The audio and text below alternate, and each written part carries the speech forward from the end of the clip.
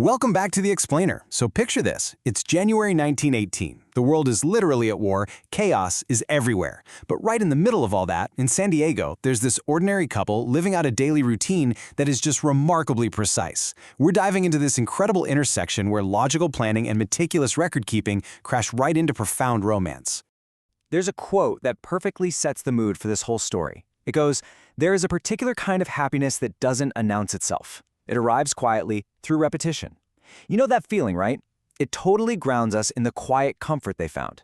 We're talking about the absolute beauty of taking a walk so many times your feet just know the way, and seeing someone's face so often that you notice they were missing long before you even registered they were there.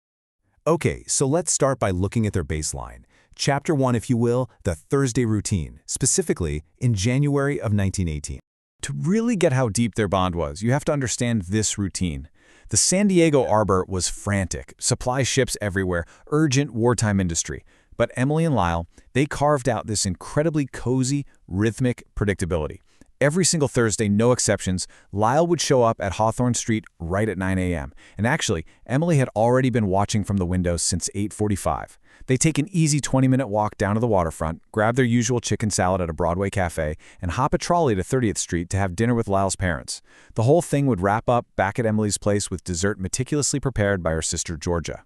This shared repetition, that was the absolute bedrock of their relationship. And you've gotta love the dynamic at those 30th Street dinners. It's such a funny translation of wartime life.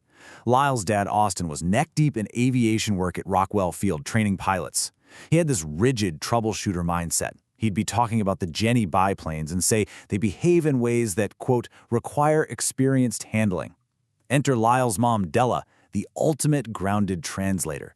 She would just bluntly clarify for the whole table, he means the plane goes sideways. It was such a lively, sensory-rich environment. And you absolutely cannot forget Lyle's grandmother, Abby Smith. She'd sit in the parlor and chime in strictly when it suited her. At one point, she asked Emily about the Canadian approach to winter. Emily, defending her roots, said she was born in Illinois, so they definitely had opinions about winter. Abby just sharply fired back that an Illinois winter is a completely different category from a Canadian winter. Honestly, hit the nail on the head.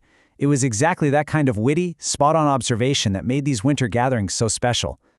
Woven right into this weekly routine, they acknowledged their small milestones with such quiet grace. Like on January 17th, while they were out walking in the dark, they realized it had been exactly 1 year and 2 days since they first met at a high school dance. A dance Lyle mostly remembered because he stepped on Emily's toes.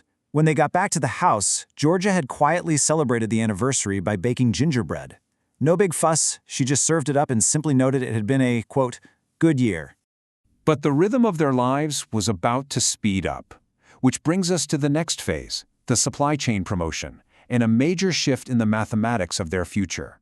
This shift was all driven by Lyle's work at the military base PX. And man, this is where Lyle's character really shines.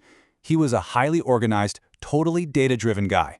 Since August, he'd been quietly tracking inventory in his little leather notebook. He started noticing discrepancies in the supply chain, but he didn't just rush to his superiors with some wild hunch. Nope, he waited. When Lieutenant Goss finally called him in, Lyle just handed over the math. He literally said, 4 months of data is more useful than 2 weeks of suspicion. He didn't editorialize at all, he just let the numbers do the talking. Well, that patience and precision paid off immediately. The military paperwork moved with brisk efficiency, and on February 5, 1918, Lyle got a stripe on his sleeve. He was officially promoted to Private First Class in the United States Marine Corps. Now the crucial detail here is a seemingly tiny number, $8. That was the monthly pay raise for his new rank. $8. It might sound like absolute pocket change to us today, but back in 1918, that specific sum was a real game changer. It completely shifted the mathematics of their lives and put their future plans on the fast track. Emily and her friend Gladys, who she worked with at Marston's department store, basically turned into human calculators when they heard the news. Gladys instantly took that $8 raise, combined it with the fact that Lyle had been meticulously saving his pay since August, and logically deduced that they could comfortably afford a wedding by June. Emily, who was actually planning to be a bookkeeper, had independently run the exact same numbers and arrived at the exact same month. So, the math was mathing, as they say.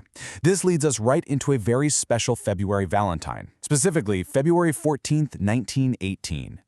This was a pivotal evening at the gaslit Tivoli restaurant downtown. It's the exact moment where their quiet romance finally collides with their logical mathematics. The night kicked off with this fantastic sensory detail. Lyle showed up at Emily's house holding a paper cone of red carnations. He firmly believed carnations were highly underrated. But before he could even launch into his explanation, Georgia, with her usual rapid-fire efficiency, just snatched them, shoved them in water, and announced they'd last longer that way. It completely left poor Lyle just standing in the hallway holding his cap. Anyway, they walked through those golden, gaslit streets of wartime San Diego and settled into their table at the Tivoli.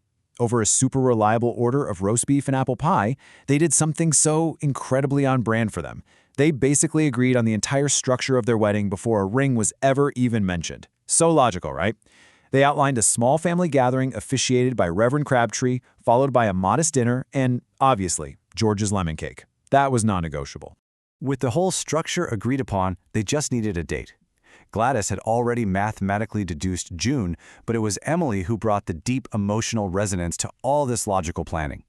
She looked across the table at Lyle and noted that her own parents were married on June 19, 1898, meaning this upcoming June would be their 20th anniversary. She wanted a date that already carried history and meaning, not just a random day on the calendar. Lyle processed the weight of that. He knew Emily's father had passed away, so carrying that specific date forward meant a lot. He told her he would get the necessary liberty from the military, reached across the table, took her hands, and just directly asked, "Will you marry me on June 19, 1918? Emily's response was simple and perfect. Yes, I will. And the way they wrapped up the evening was just beautiful. They found this small, cleared space in the back of the busy Tivoli, while a musician played guitar in the corner, under gas lamps that had been burning since before either of them were born. They danced. They started slow and then sped up, proving that they were exactly the kind of people who could shift gears together without ever losing each other in the chaos. Which brings us to the final chapter of our explainer today. 125 Days, the postscript. Later that very same night, back at the Marine Barracks, Lyle pulled out his Waterman ink and wrote Emily a letter. He needed to ensure their plans existed on paper. He promised to secure the ring and talk to the Reverend, happily leaving the rest of the day's details to Emily and Georgia. And right at the very end, he included one final, meticulous calculation, 125. That was the exact number of days left until their wedding, carefully jotted down in his leather notebook right next to his supply chain data. But he closed that letter with an absolutely incredible line. He wrote, "I have loved you since January 1917, and I intend to love you until considerably after that." Isn't that great? It is such a pragmatic, mathematically precise way of promising forever. It leaves us with a fascinating question to chew on. In our own lives, amidst all the wild chaos of the wider world, how do our own precise, ordinary routines build the enduring connections that carry us through? Think about that for a bit. Until next time, keep exploring the fascinating stories hidden in the details.